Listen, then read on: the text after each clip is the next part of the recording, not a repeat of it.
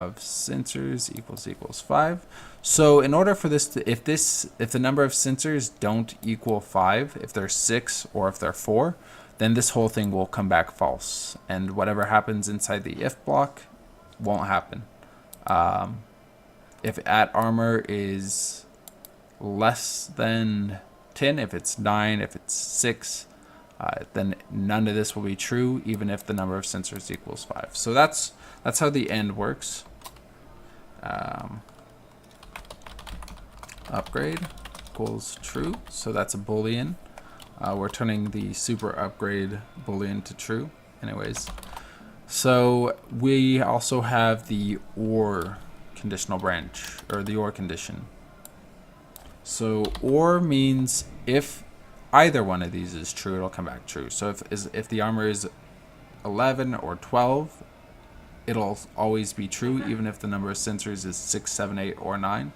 As long as it's greater than 10, it'll be true, and everything inside the block will happen.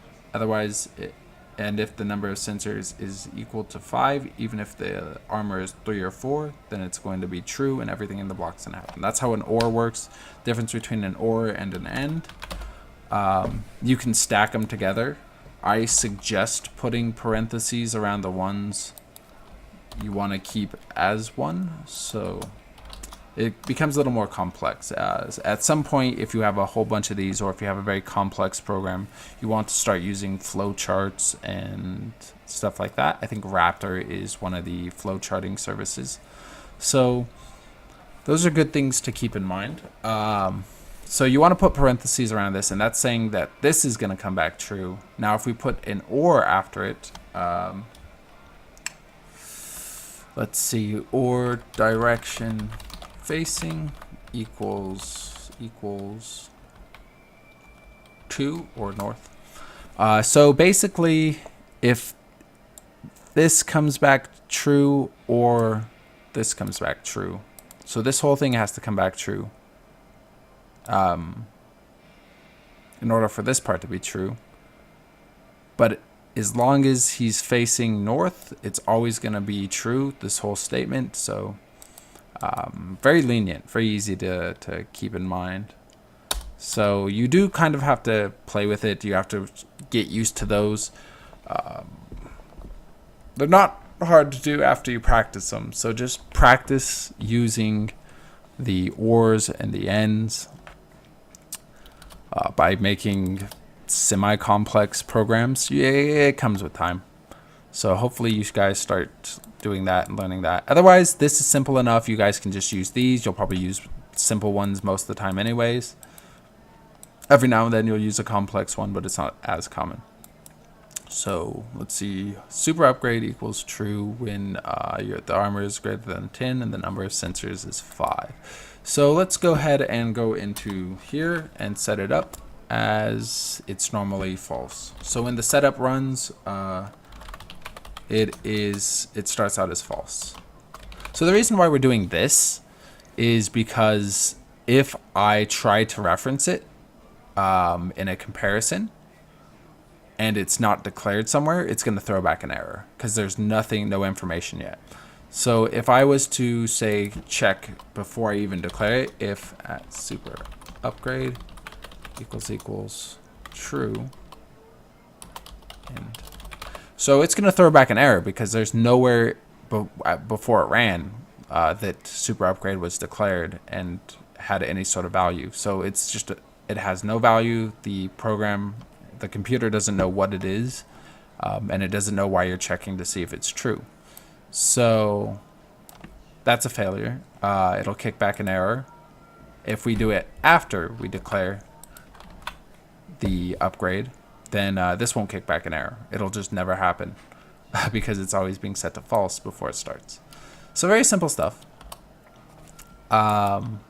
It's very logical. If you just the way I always do my code, the way that I recommend doing it is to go through and just sort of read what's happening. So initialize plating type. We see that this is being passed to it. The plating type is being set to what is passed through. It runs setup. We jump over to setup. start reading these, and it should make enough sense. So it's just different ways. So this would be a super upgrade check.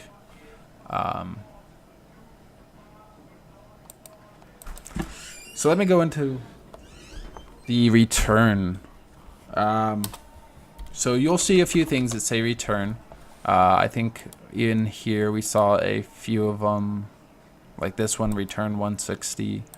So return basically takes the code and returns a value. So you usually will always have return at the end. There's a few points where you can have return inside an if statement, but the return basically stops the code. So if I have return and I have some stuff down here, anything down here will never get read. This will never, whatever code, even whatever this is, will never get checked. It's not going to happen. So if you put code after end or after return, it's probably not going to get checked. The only way it will be is if you have an if and then an end. So if return 0, whatever, as long as if the condition of the if is met, then it's going to return, and whatever happens after won't happen. However, if it's not met, then it'll continue reading through the code. So you could have another return down here at the bottom, return 150, if this doesn't happen. Anyways, that's how you would play with the returns or use those. In this case, I would return a value at super upgrade. So what this does is, because I don't have this checked or initialized, this kind of makes it a reader, but with some special conditions. Whenever we reference super upgrade, it's going to return this value. So if I was to say, if basic diamond robot dot direction, or no, dot super upgrade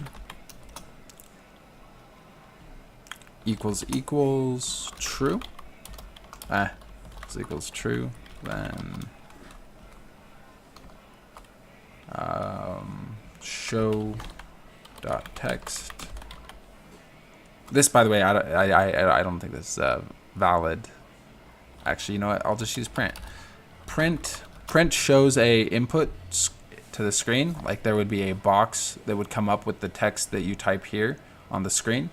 So it outputs some text. In the case of RPG Maker, there's a black box that'll appear when you run. So print good job.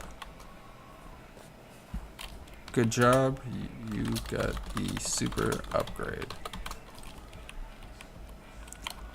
So whenever we do this comparison, if the basic diamond robot's super upgrade is true, then we print good job, you got the super upgrade. So the return returns this super upgrade variable, the value of it, to this when it's called. So if we call dot super upgrade, it takes this value and returns it here. So you don't have to worry about if we just call the super upgrade to make it true, because right here, this code right here, whenever we call super upgrade, will happen. So it's going to check all this and maybe turn super upgrade on. It's a little confusing. A lot of confusing. But nobody said coding was simple or easy. So the more you do it, the more you practice, the better you'll be at it. This is a basic, simple code. So we're printing good job, you got super upgrade if when we check.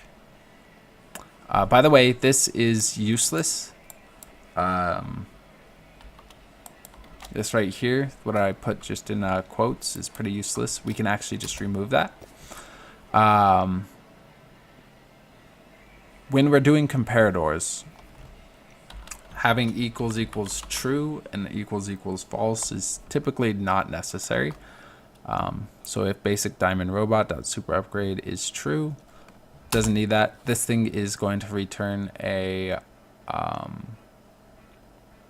Boolean anyways, so it's going to return true or false. If it's returning a value of true or false, you don't really need to compare. So just keep that in mind. It's just extra code that you don't need. So don't worry about that. Print, by the way, print will print that black box that appears when you hit test play. I don't know if yours has test play. Mine does. And I'm pretty sure it's standard when you do the test play. That little black box appears. And anything you use with print will be printed into that black box. So you can print a whole bunch of things, including data. You can print whole classes to that block, which will output all the variables. So let's see. Setup, upgrade, Northeast Press, super upgrade, Thunderbolt, Firebot. Okay. Okay, so you know how to use the return.